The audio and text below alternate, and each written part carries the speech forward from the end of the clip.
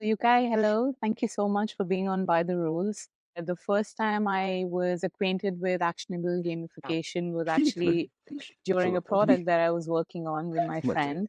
So tell me about it. What was the idea behind? I know you've been an avid gamer and I've read the book, of course, which is why we're speaking here. But what was the idea behind it? What was your thought behind, putting this together?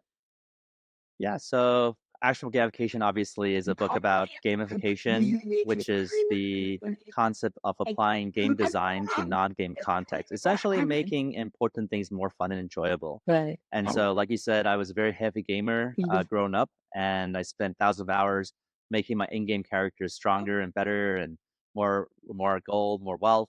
But then I realized, after those thousands of hours, Mm-hmm. when I stopped playing the game, I'm still the same loser in the real world.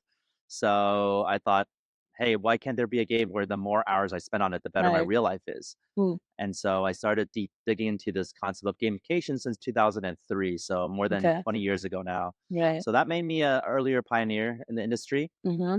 And after that, I created this framework in 2012 called the Octalysis framework. And Mm-hmm. so it's called the Octalysis because it's the combination between octagon and analysis. Right. So what it does is breaks down all our human behaviors into 8 core drives.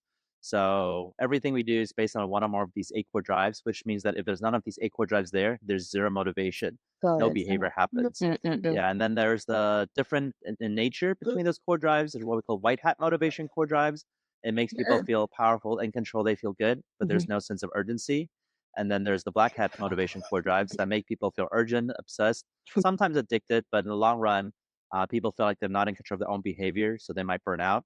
And then we have what we call intrinsic versus extrinsic motivation core drives. So I published this on my blog, yukaishou.com in 2012, and Mm-hmm. then picked up really well. It was translated organically into 16 different languages on the first year. Wow. And so I had a lot of opportunity to share this framework at places like Stanford, University, Harvard, Yale, Oxford, Google, IDEO, Tesla. Mm-hmm. And so people started asking me, "Hey, Yukai, when is your book coming out? When is your book coming out?" So they've been asking for 2 years. Right. So I thought, okay, maybe I should start writing a book. So that's why I wrote Actionable Gamification. It's about Amazing.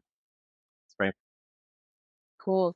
So, what was very interesting for me personally is that ever since I read the book, I had already moved on from the product that I was building, but I still wanted to read the book to know what it's all about. And I realized that there's, like, of course, there's a utilization aspect in when you're building product and designing, complex frameworks. But I use gamification a lot in my life. And the Mhm. subtleties of it, which is what interested me to even bring this topic on the podcast, because I normally talk about a lot about living life the way it is and just finding new ways of how you can do things better, how you can be more efficient.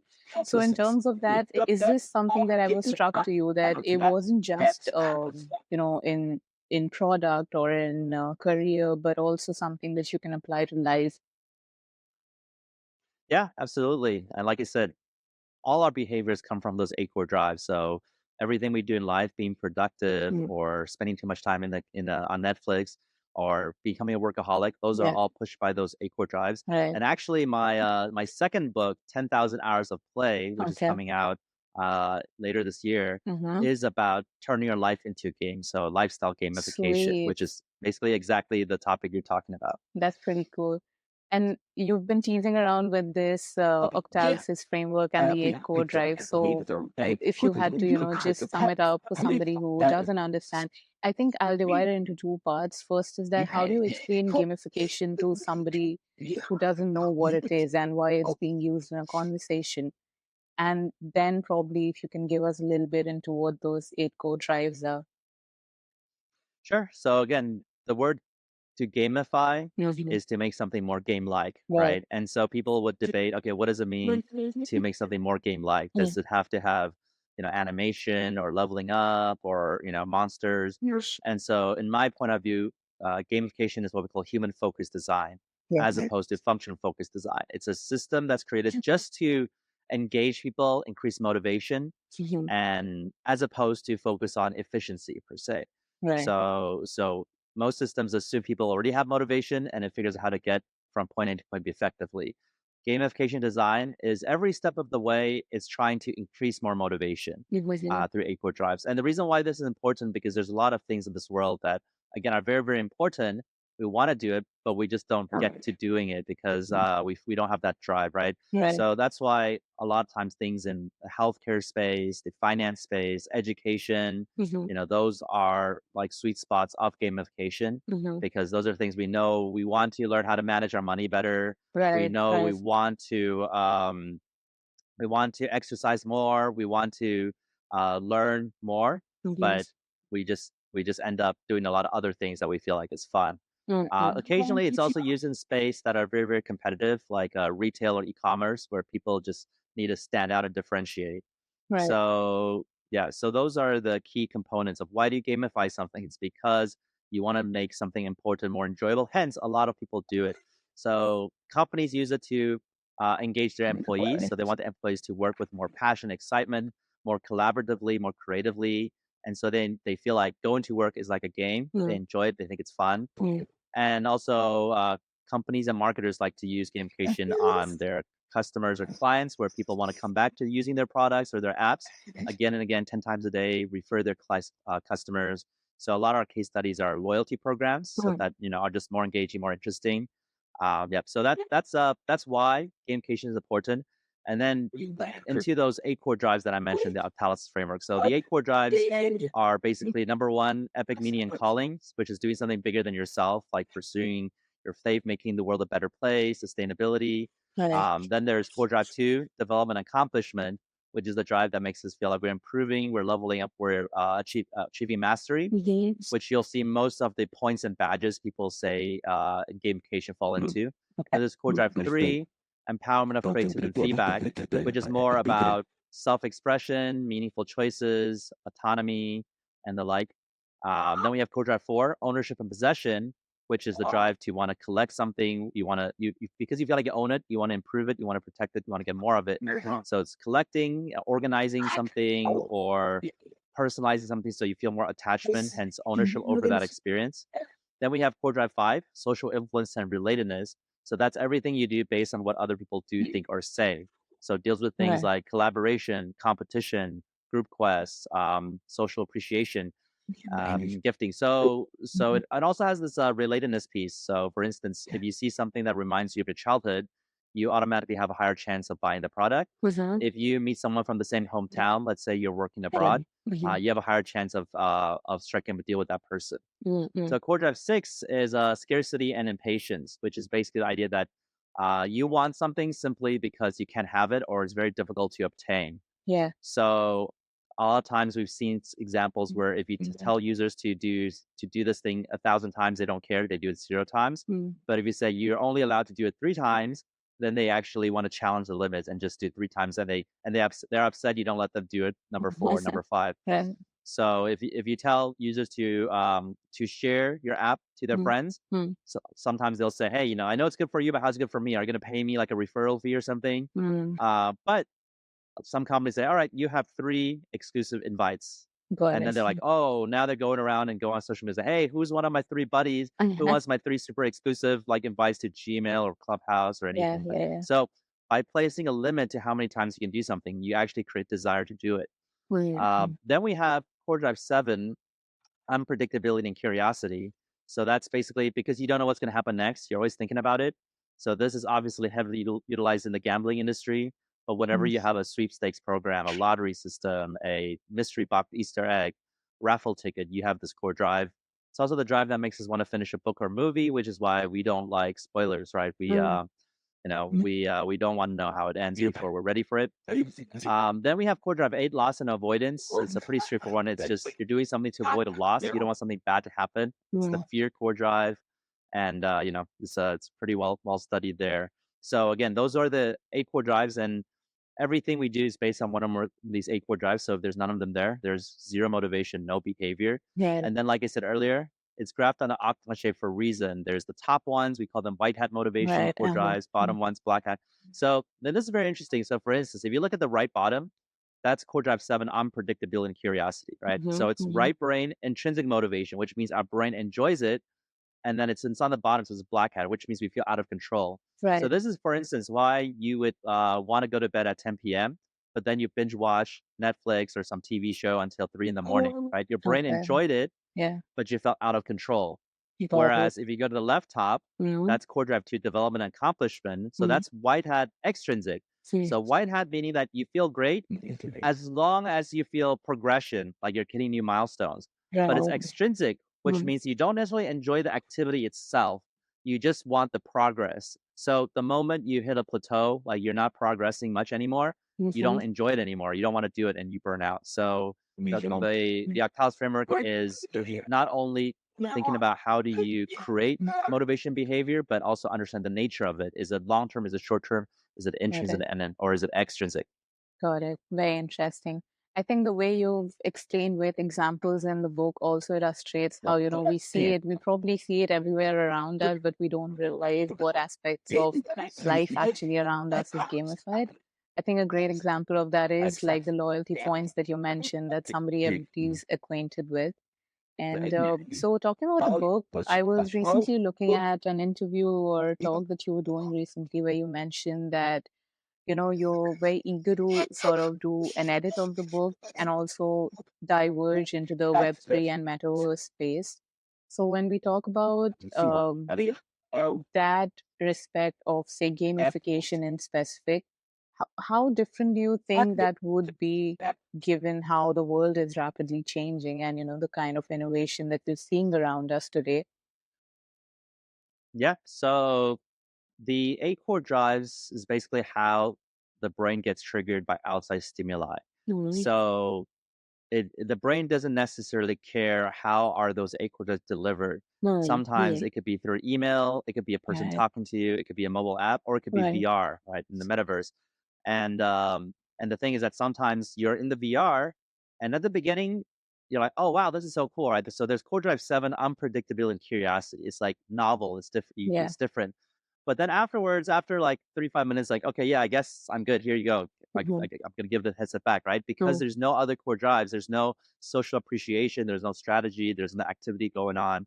So you're done. But then sometimes you can read an email, and Mhm. the email has a lot of epic meaning and calling, right? You feel, wow, I'm so inspired. I want to change my life. I want to like give my life to this big cause, right? Yeah. So the nice thing about what we're studying here is that even though the world keeps changing, how our brains are created is still pretty much consistent, Got it. Yeah. over the next foreseeable future. Yeah. So as long as you can understand the brain and Yeah. how it responds to outside stimuli, we can optimize with all these different tools you mentioned in the environment. Very cool. Very cool. So you mentioned this thing about how our brains are, sort of constant throughout life and for the foreseeable future. So I want to go back to the part where you said that, you only found your epic meaning and calling while playing games. And outside of that world, you actually found no purpose in doing whatever else you were doing. So talk to me a bit more about what was that period like for you in terms of your experiences before you actually, were able to transition into channelizing everything that you were doing into something productive? Because I reckon you were still young, I think you were probably in your late teens or early tweens, something like that. So it's a crucial time period, and I have been in that phase where, figuring it out. Otherwise, I feel like I'm not doing anything good with my life. What was it like for you?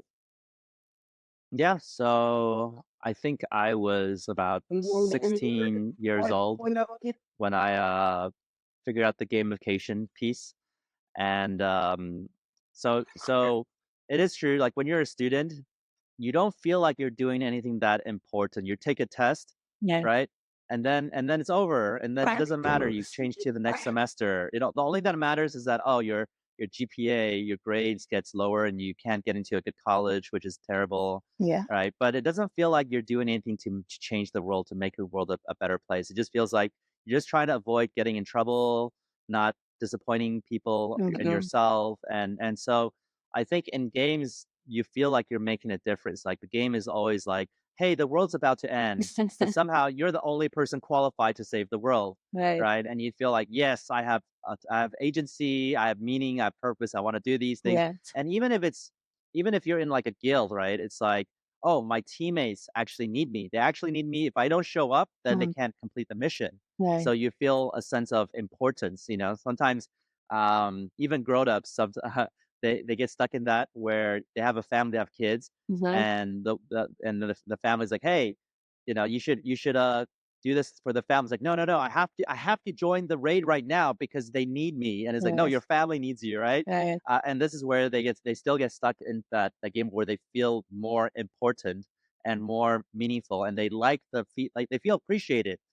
A lot of people, everywhere they go, they feel underappreciated at home, at Mm. work, at school, No, right? no, But no. if they go to the gaming world or a poker club or a book read, it doesn't matter where you go. Right. If you feel appreciated by the people there, then you want to be there more often. So that just has been a constant thing in games.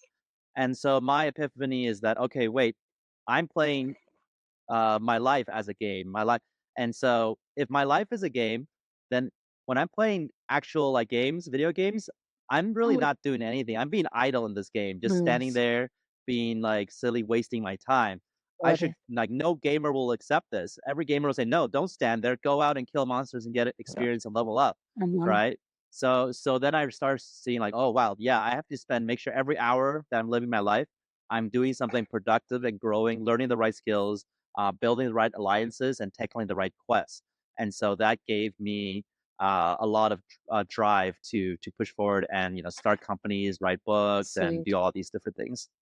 Yeah, that's amazing. Sounds amazing. I think there's a bit of relatability there. I think in a common sense, in a general sense, that people usually are still, at least my audience, they're still trying to figure out where they want to be, what they want to do. So this is certainly helpful. Were there any elements of other disciplines while you were combining, this whole theory of gamification and trying to make sense out of it? Did you get inspired by, say, philosophy or human psychology is a big part of it? I already see it. But I want to ask you if that was a conscious choice and if there was any conscious effort in just experimenting all over before you decided to put it all together. Yeah, so the foundation of the Octa's framework is studying games, and the reason why games are great is because every game is like a petri dish with hundreds of thousands, hundreds of millions of test subjects, right? All changing their behavior Right. based on how the game design is. So if the game design adds a bit more scarcity, suddenly Mm. everyone changed their behavior. It adds more social influence, and then everyone changed their behavior. So that was a great foundation for me to understand what people do voluntarily based on again outside triggers, Mm. and then I spent quite a bit of time reading a lot of books on motivation psychology, behavioral economics, Got it. and game design, and that helped me round up a lot of the knowledge to eventually form into the Octalysis framework. Okay. And just out of curiosity, how long did that process take? Was it all between those 2 years that you mentioned, or like was there some back and forth? You picked up something, left it for a bit. um, okay, so when I started turning my life to game, that was 2003. Like I said, the year I published the Octalis framework was 2012. So it is 9 years apart. But as you Yeah. mentioned, it was not constantly work on it. Some people feel Mm. like it must have been consistent Yeah. research because they think the framework is Yeah. very robust. Yeah. But most of those years, I was just running my startup and Mm. trying to build a company, and they're all in the gamification space. But it wasn't like I was deciphering the actual science and knowledge behind it. I was just trying to run a company. So I Right. would say the Octalysis framework came from kind of three sit downs. Mm-hmm. One sit down, I drew an octagon, but Okay. at that point, I labeled it not for gamification core drives, but more like business elements Okay. to analyze the business. Because at the time, I was thinking about how do you respond to case interview questions when Mm-hmm. people apply for management consulting jobs, and then later on, I started writing about why Diablo 3, the game, was engaging. So I started writing down some patterns, Mm-hmm. and then I realized that those can be crystallized into 8 components. And I thought, Mm-hmm. hey, maybe the previous thing I did many many years ago with the octagon can fit into Mm-hmm. these 8 components, and maybe there's a pattern that could form, which and it ended up being the white hat black hat intrinsic extrinsic, which ends up being uh, more elegant than I expected. So I was very lucky on that. Wait, what were the other two sit downs? You said there were three sit downs. Yeah, so the first one is drawing the octagon. Yeah. The second one is writing down why Diablo 3 as a blog post was engaging. The third one was turning into crystallizing into 8 and putting it into the octagon. Why eight? I'm But curious. yeah, Why eight? I think they just end up being being 8. Well, it's actually Okay. 8 plus 1. There's a Okay. ninth hidden core drive called Sensation that I write about Okay. in my book, Mm-hmm. which is the idea of like you do something because you feel pleasure, you're being Right. massaged, or Right. this food tastes better than that food. Mm. But most of the 8 core drives is about psychological Mm. motivation, not Mm. physical Right. pleasure. So that's why it's 8. But normally in terms of the 8 core drive, it's like they're what you call it. It's like mutually exclusive, but Mm. what I forgot what they call Interconnected. aggregately inclusive, right? So it includes Okay. everything. Right. So like I said, any behavior people come to me and they say, "Oh, I did this 5 years ago. People did this." I can tell them which core drive it is, and sometimes the behavior will have 2 or 3 core drives all within it Yeah. because sometimes your motivation is nuanced, but they are separate in definition and together they do form the spectrum of how we're driven. Very cool. It reminds me of this. I don't know if it was in your book or somewhere else that I read it, but some people they have ample time. Like for example, they have something scheduled for an hour later. They have that hour, but they rush until the last minute to do it because it's that excitement and the unpredictability of whether I'll make it or not in time, kind of. So yeah, I do see a lot Yeah, of, because I am more interested in the psychology of things and understanding more about how are formed and how people act. And in that sense, I was like, okay, this is so simple and why we're not talking about this.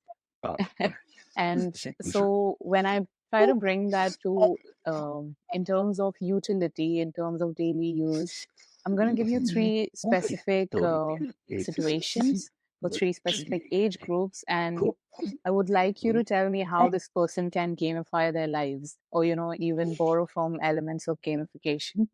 So the first one would be probably an 18-year-old who's trying to figure out the next move. They don't know what to do. They don't know whether to go to uni, start a business, or drop out.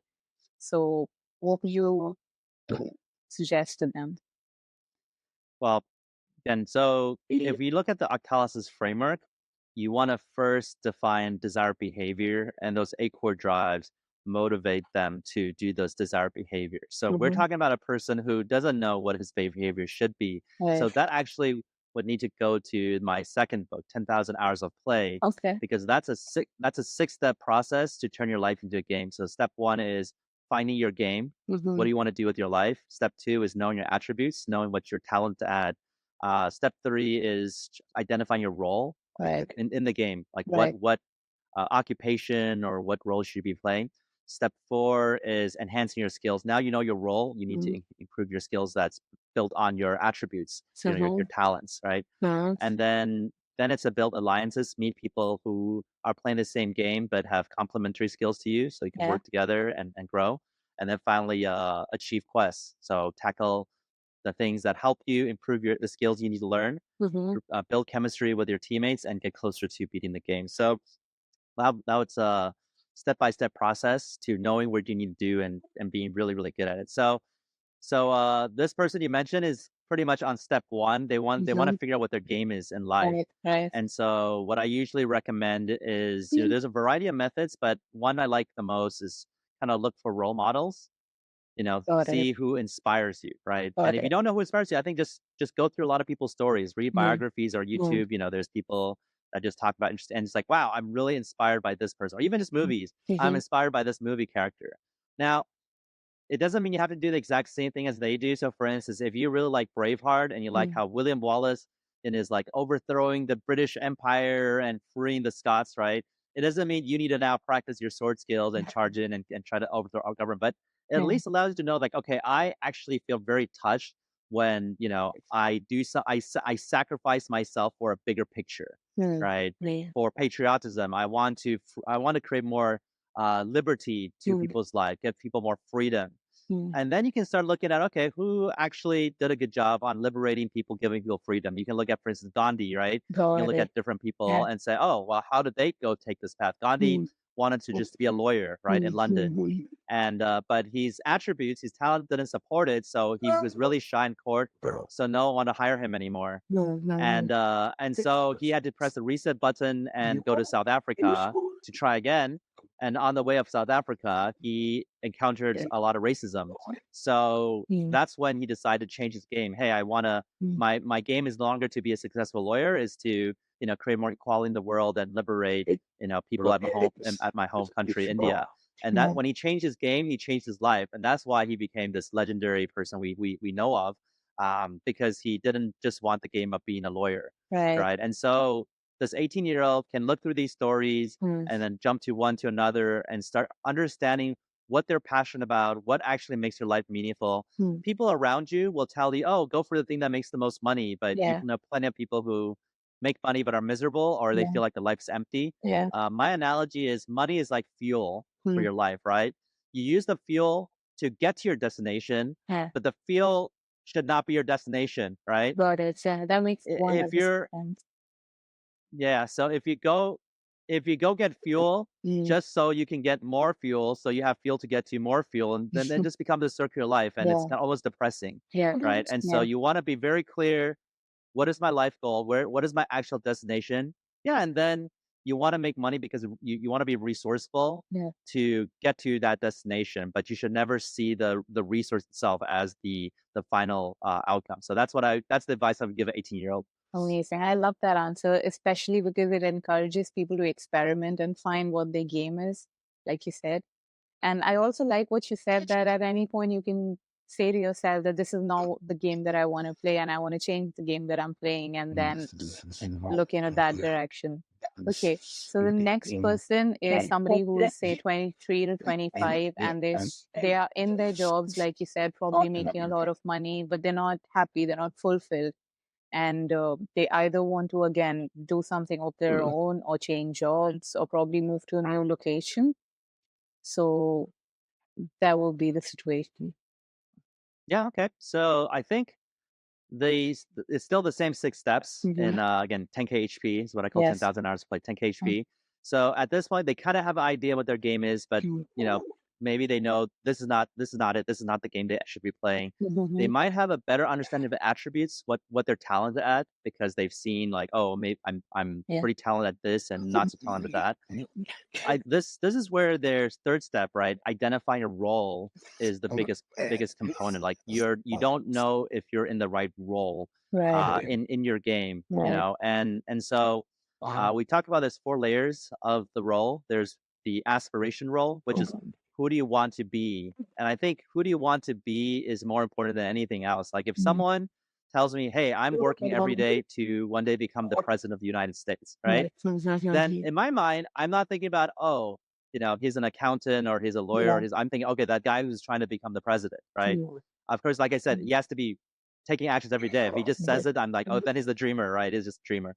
But then it's your identity role. Who do you believe you are? Like your values. Like I'm a person who will never betray my friends. I will always be responsible, or I will Mm. always use whatever it takes to become successful or make more money, right? That Mm. your identity role is important to understand. Right. And then it's your occupational role. Your Mhm. occupational role is not just your job, but it's generally how you create value for people around you. Got it. So you can be a volunteer, and that's your occupational role. You can be a household parent, and that's your occupational role. But all these things is like, hey, that's how you use your talents to create value for people around you. Mhm. And then finally, there's a specialty role, which is what you become good at.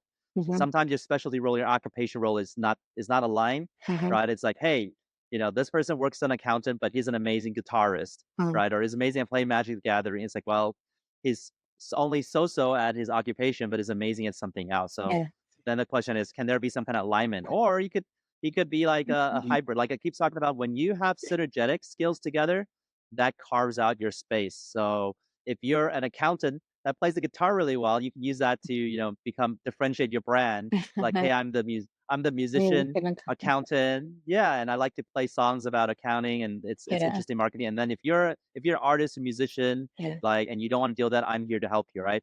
So like for me, I work in gamification, right? And it combines business and game design. So I'm not the best game designer out there. There's far more people who are much better. I'm not the best business people out there. So there are far more. But when it comes to combining those two, like I think I'm definitely in a top position in terms of understanding how games apply to business and improve business value. There's also a guy that wrote my book where he's he's a musician and a neuroscientist, right? And so he has a lot of neuroscience papers and theories, but he's also like very influential in the rock and roll space.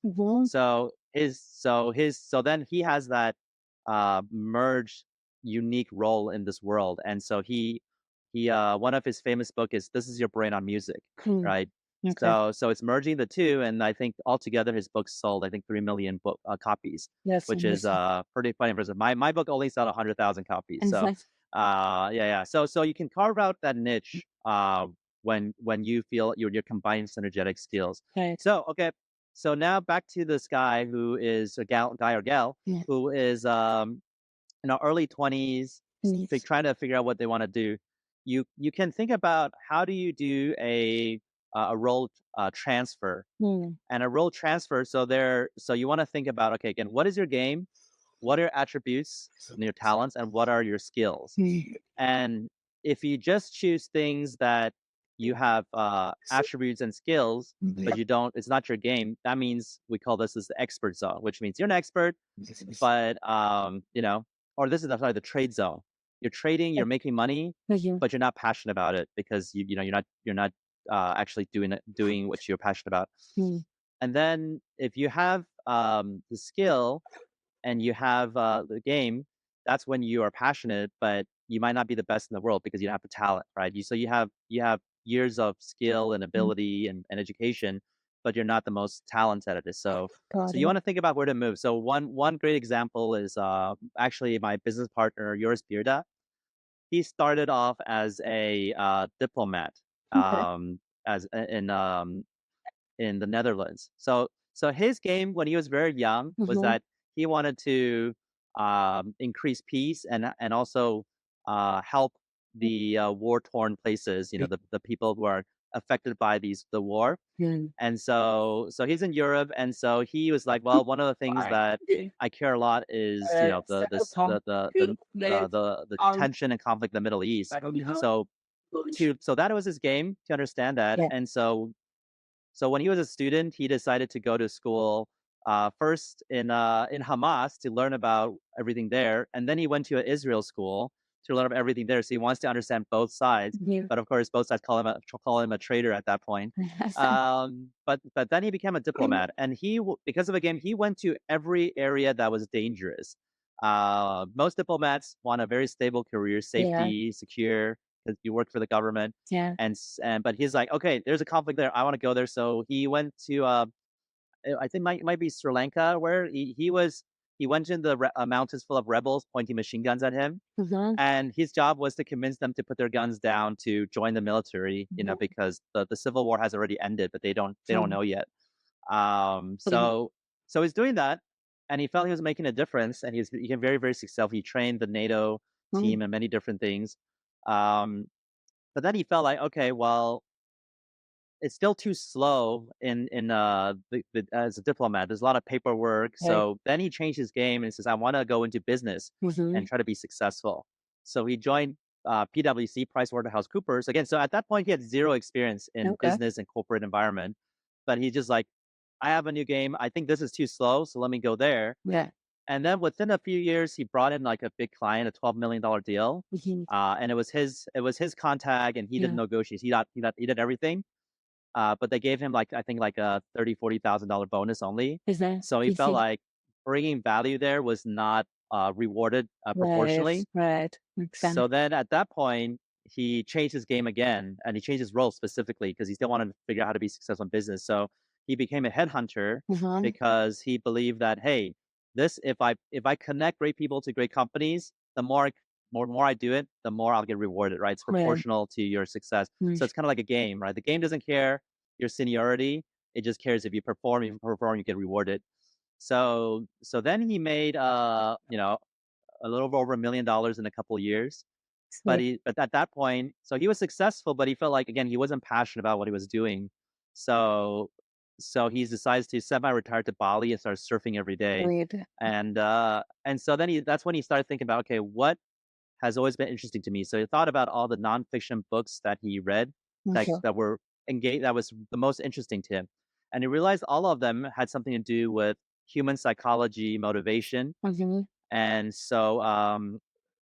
so he's like, well, I don't want to be an academic, go back to school and be a and pursue that. I Mm. still want to do something in business. So that's when he discovered gamification. And so in 2000 and I think 13, Mm. he did some online search and he found me as a leading gamification person. So he reached out and he said, even though he was like already super successful, he was 10 plus years more than I was. He said, "Hey, Yukai, I'm willing to work for you for free, full time for an entire year, Wow. just so I could learn from you."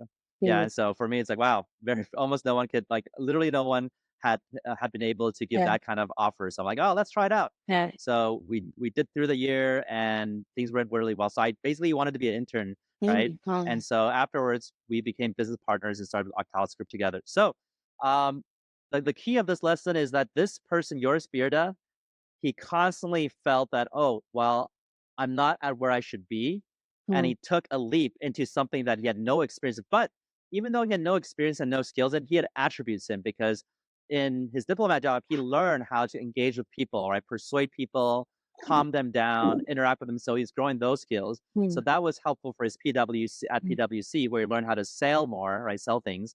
And then that even though he switched to from big corporate accounting environment to kind of scrappy, a startup-y like agent kind of selling Mm. individual stuff. Mm. That's those attributes carried there to make him successful. And then he evaluated himself, and then he went into gamification, and Nice. Yeah. all those past human behavior skills allowed him to be a designer in gamification. So I think we obviously went to his journey into his 40s, but he started this when he was in his 20s, and I think that's something that people can do as long as they plan their move. They have to think about what Mm. are my attributes and can I carry that to the next role advancement or role transfer. And that's amazing. And I love his story because it's so inspiring. And for me, it's been kind of similar that I've been experimenting with stuff, although I have like a core skill set that I carry with me. I've been working for like more than a decade now. But then the whole experimentation and telling yourself that, okay, let's switch. We're not having fun here anymore. This is probably not my purpose. So now I'll come to the third and final person that I have on my, situation list. Is this person who's probably 35 and above, they're 35 to 40, and their life has gotten very monotonous in the sense that they probably are telling themselves the narrative that, it's too late to probably switch careers or change whatever they're doing. And so for a person like that who feels like life is boring and, kind of dull and there's no real meaning to it, how could they use elements from gamification to just live a little more, if that makes sense?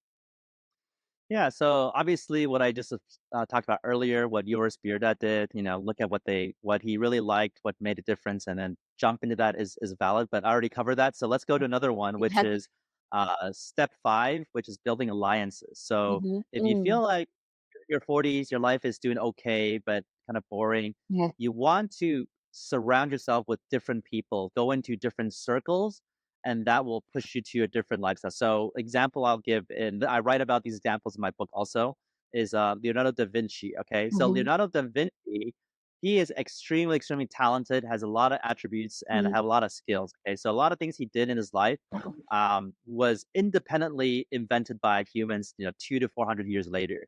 He wrote a lot in his notebook, but Mm. not back in the day, not everyone has access to his notebooks, so they didn't know this existed. Yeah. And so I think after he died, like he wrote a lot about physics, about friction, gravity, how things move.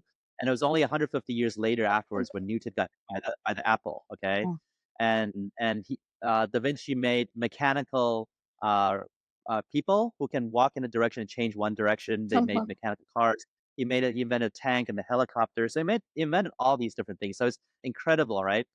However, before he was in his 40s, he was considered a loser, Mm. uh, because he was not able to surround himself with people that could help him. He was too distracted. Whenever he was like, "Oh, let's do a little bit of this, let's do a little of that," and he didn't get a lot of results. And Mm. there's actually 5 years where he was a freelancer and he Mm. got only 3 projects and he didn't finish any of them because he couldn't concentrate on them, right? Mm. And it was only after he was 40 he surrounded himself. He got himself into the court of the Duke of Milan, Mm. and then he surrounded himself with mathematicians and people who were in the court, and he built friends. So he started developing himself. He started networking more, and then he got more opportunities because the Duke of Milan started liking him to the point where even when France invaded Italy and he had to run away, the king of France like, hey, and so he started immediately networking, building reputation. The king of France like, hey, this guy is cool. Let's invite him to do things for me. So before 40, he was struggling a lot, and then Mm. after 40, he figured out how to build the right relationship. So Mhm. I would say if you're this person in your 40s, kind of just like your spirit, right? Reach out to someone new and say, Mm. hey, I like to learn from you. I like to work with, I like to do something. I like to hang out in your circle. Go Mm. to a new place, events, right? Mhm. Just go online, search on a website, like what are local hangouts, gatherings, Mhm. right? It could be business marketing, it could just be gaming, it could be poker, Yeah. whatever it is. Go to new environments, explore, meet people, and then that oftentimes will set you up for a next big thing in your life based on who you meet and the alliances there. Nice. That's amazing. I love these answers. So what I want to know from you is that as a kid, what were your favorite subjects? Did you have Oh, any? as a kid, Yeah. no, I know I hated school Yeah, altogether. it's cool. Amazing, amazing. I kind of thought, it would probably be the case, so which is why I was curious. And so, I only loved the chess club that I went to every day okay, after school. okay, so that tells you something. That already tells you Yeah. something that you probably had an Oh, inclination. but I will also say that in high school, I liked my chemistry class because the teacher cared about me. Really, yeah, I Yeah. think that makes And a this huge difference. this is very, very common when I talk to people and they're like, "What did you major in?" "Oh, I majored in other geography." Mm, And it's like, "Oh, but you were perfect in math in high yeah, school. Why did you major in this?" Like, well, it's like, just because I'm good at it doesn't mean I'm gonna major in it, right? I had a yeah, good geography teacher who mm, really believed in me and inspired me, so I wanna do the same thing that he's doing, right, right? And so I think this goes out to the teachers, is like, it's so simple, just yeah, care about your students, and they are so much that it doesn't matter, they don't even care if they're good at it or not, they wanna do the same thing that you do, right? amazing, yeah, And yeah, and this story I heard so many times, yeah, and including myself, like, I actually because of my chemistry high school teacher, I applied as a chemistry major to okay, college, right? amazing. And Oh, obviously now I'm not doing anything yeah. related to chemistry. That's amazing. Oh, Yeah. it's 100% true. I think the mentors that you have, the teachers that you have make such a huge difference because I was like my teenage years were very, I was a naughty kid in school. The teachers didn't really like me. So the teachers who did, that made a huge difference. And that sort of, reaffirmed that, okay, I'm not all that bad. They're still good to me. And if I choose to focus on. So would you also put that under alliance or? Yeah. Mm. So in the alliance, there's your mentors, your mentees, your psychics, Oh, your mhm. agents, your patrons. Agree. Also, we have different structures. Like we have a faction, which Yeah. is your overall who your everyone who has the same belief that's connected to you. Yeah. Then you have your guild, which is Mm. an organization that you're in Mm. that has a leader, and you have to kind of follow the leader's direction. Yeah. Then you have a team, which are the people you work on a regular basis to do things together, and potentially have a partner, which is Mm. like a co-founder or a spouse. A partner Mhm. helps you on your journey too. So we have all these alliance kind of structure in the Mhm. 10,000 hours of play framework. Amazing. So I see that you've been inspired from not just different subjects, but a lot of life experiences also.